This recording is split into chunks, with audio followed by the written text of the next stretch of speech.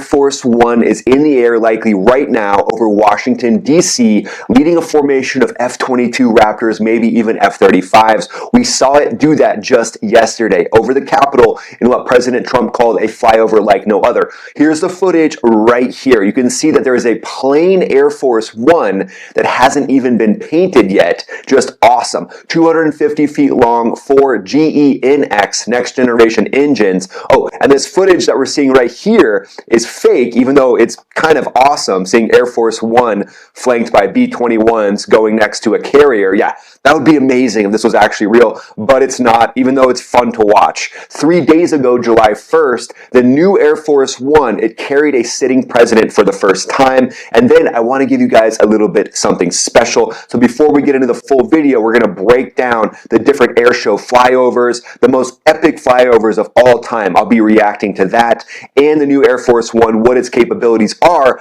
I want to give you this little treat from the down Air Force One today because most of the coverage that you see other places gets the things wrong that have led to this new Air Force One being in the inventory. There are 3 Air Force Ones right now that you need to understand. The one that's been flying presidents since 1990 has been running on borrowed time. And then the one that flew Trump to North Dakota on Tuesday and is over Washington likely right now doing the flyover. And the ones that Boeing has basically been failing to deliver for 6 years. I'm going to give you the full unedited scoop on that. This is the full picture. And I have a question that nobody in the mainstream media is asking, but that every person responsible for keeping President Trump flying and airborne during the crisis is absolutely asking. So the old Air Force One, 35 years old and running on spare parts that don't exist anymore. The new one was a Qatari Royals party jet, and then L3 Harris turned it into a nuclear command post in under 10 months. That's a glow up if I've ever heard of one. And then remember, I'm going to do a full reaction to those flyovers, which are incredible, but I want to give you a little bit of the timeline here. So rewind to Tuesday, July 1st, Trump walks up the stairs at Joint Base Andrews,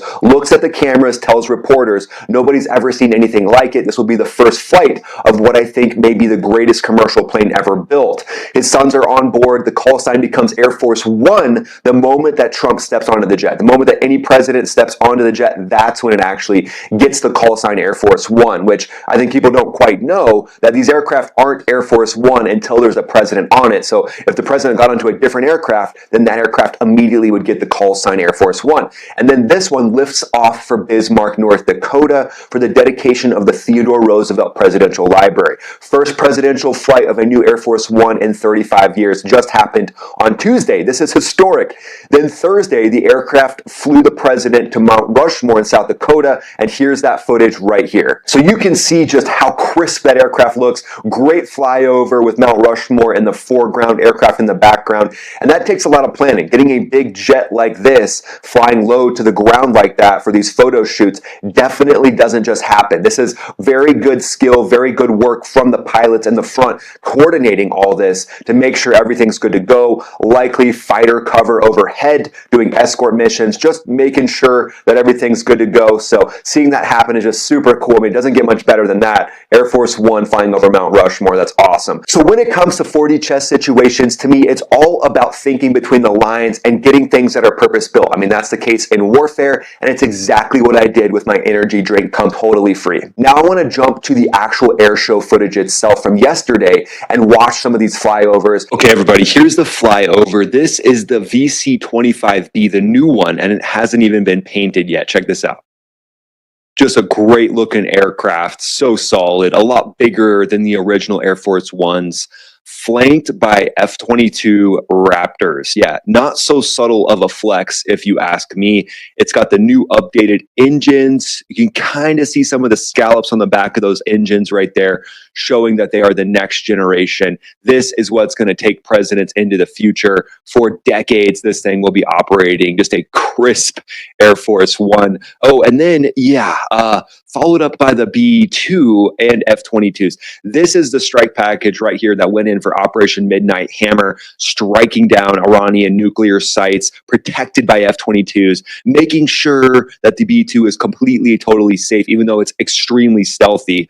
Pretty much good to go on its own, but it never hurts to have the F-22 Raptor right there next to you. All quadrant stealth, so stealth from all the different angles. That's why you kind of see those razor sharp edges. Also, the exhaust coming out of this thing is cooled cooled exhaust, so hard to pick up on infrared trackers. Just amazing seeing this take flight. I mean, this is incredible. This flyover to me is one of the best of all time. You got the B-1 joining in when all that wasn't enough. Just bring in the B-1, no big deal. And then some more B-2 mixed with the B-1.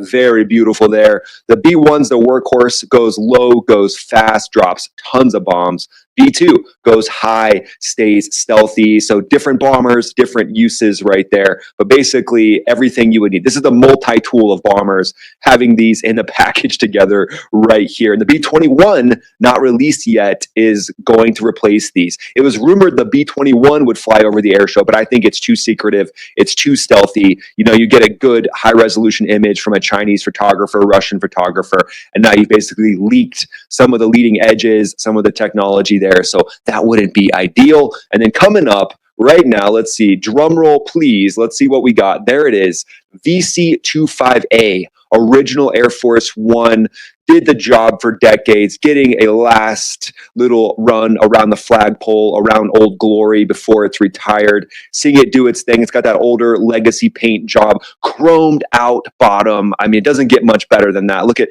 the care that's put into this aircraft and the maintenance, the maintainers. I mean, just can't be understated. Look at that shiny chrome belly. I mean, just beautiful. The older engines, obviously, on this one, the new ones are being updated, but this jet right here, built to be rugged, and it's done the job for decades, and now it's handing the torch to the next generation of Air Force Ones. There it goes, flying into the sunset. Well done, my friend. Take care. So why is all this happening with Air Force One right now? Well, it's a great question. I'm so glad that you asked. But essentially, in January 2026, the old Air Force One had to divert. It actually had an electrical fault and had to divert. That's the presidential equivalent of having your car break down and having to pull over to the side of the road. However, L3 Harris was already working on this Qatari jet. L3 Harris in Greenville, they ran 3 shifts around the clock. That's Greenville, Texas, so shout out to Texas. They stripped the aircraft to bare metal, swept every inch for listening devices, making sure that the Qatari royal family didn't want to, just have a little listen in to national security topics. They rebuilt it from the inside out, completed modifications May 1st of this year. They painted the new red, white, and blue and gold livery in Waco, and then it flew to Andrews June 19th. First presidential flight was on July 1st. America 250 flyover today. 10 months from bare metal to formation lead. Big shout out to L3 Harris for making this happen, because Boeing had 6 years to build 2 planes and they couldn't hit the deadline. L3 Harris took a Qatari Royal 747 and delivered a presidential aircraft in 10 months. So same goal, but slightly different energy there. So now let's talk about the different types of Air Force Ones so you actually know the differences here. So the old one is called the VC-25A. Think of it as a heavily armored 1990 Ford F-150 pickup truck. Still runs, still reliable for the most part, but it has to be maintained extremely religiously. But it was designed for a world that no longer exists. It runs on parts that are almost impossible to find, and the cost to keep it flying is astronomical. The VC-25A is based on a Boeing 747 variant that first flew in the 1970s. Yeah, it entered presidential service in 1990. It's got a 7,800-mile range, and it's wrapped in 238 miles of shielding wiring, meaning if a nuclear weapon goes off nearby, every system on that aircraft keeps working. So the EMP shield, not a luxury. This is the entire point of Air Force One. So basically, Air Force One is as big as it is, has the capabilities that it does to keep working during an electromagnetic pulse. So Air Force One exists so that if Washington disappears, the president is in the air, connected, and in command. Not probably, not hopefully, but under any conditions. But this old aircraft has its limitations, and it's becoming outdated for current threats. So enter the bridge aircraft. That's VC-25B, same mission, massive upgrade. It's a 747-8, the final and largest 747 ever built. Boeing shut down the production line in 2023,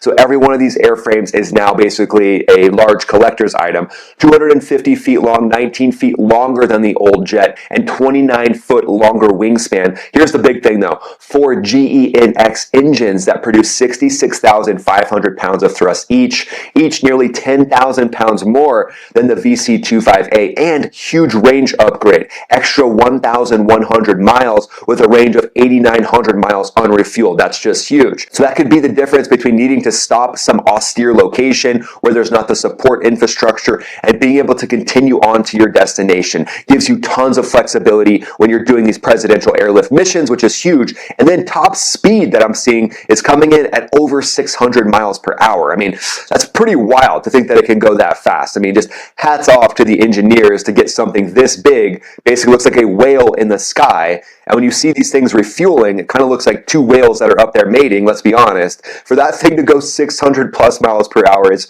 pretty wild. And it was modified by L3 Harris for encrypted communications, secure satellite links, and the communication infrastructure that matters most under the most extreme conditions imaginable. And then the purpose-built VC-25Bs that will only solely be from the United States, owned by the United States, and then built here, coming 2028 or 2029, but this program has been delayed for a lot of wild reasons, which I'll tell you about. I'll give you the honesty here in a second. But those will close every gap that the bridge aircraft has.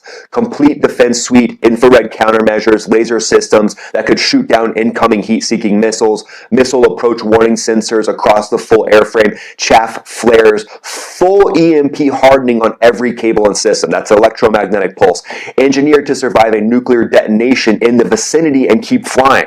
The bridge aircraft is the interim, so it's probably really good at these things, but this new one that will roll out in 2028, 2029 will basically be the Michael Jordan of Air Force Ones, but we're still a couple years away from that. Okay, now a quick assessment. Some people have asked me, well, why did we need a bridge aircraft? So I'm going to give you the honest scoop on this. So in 2018, the Air Force signed a $3.9 billion fixed price contract with Boeing to build 2 brand new presidential aircraft. Fixed price means Boeing absorbs any overrun that they can't make happen in that budget. Everything went wrong. Supply chains collapsed. Workers with the required security clearances were impossible to find. Wiring designs had to be completely rebuilt. Also, a subcontractor was caught falsifying quality records. And I'm not making this up. This was reported by the Wall Street Journal, so take it with a grain of salt. But supposedly, reporters found empty tequila mini bottles inside one of the aircraft during production. So to me, that just means lack of leadership from Boeing, that they weren't focusing on this. They didn't have the right leaders in the right places to actually get this aircraft built in the timeline and the dollar amount that they said they would.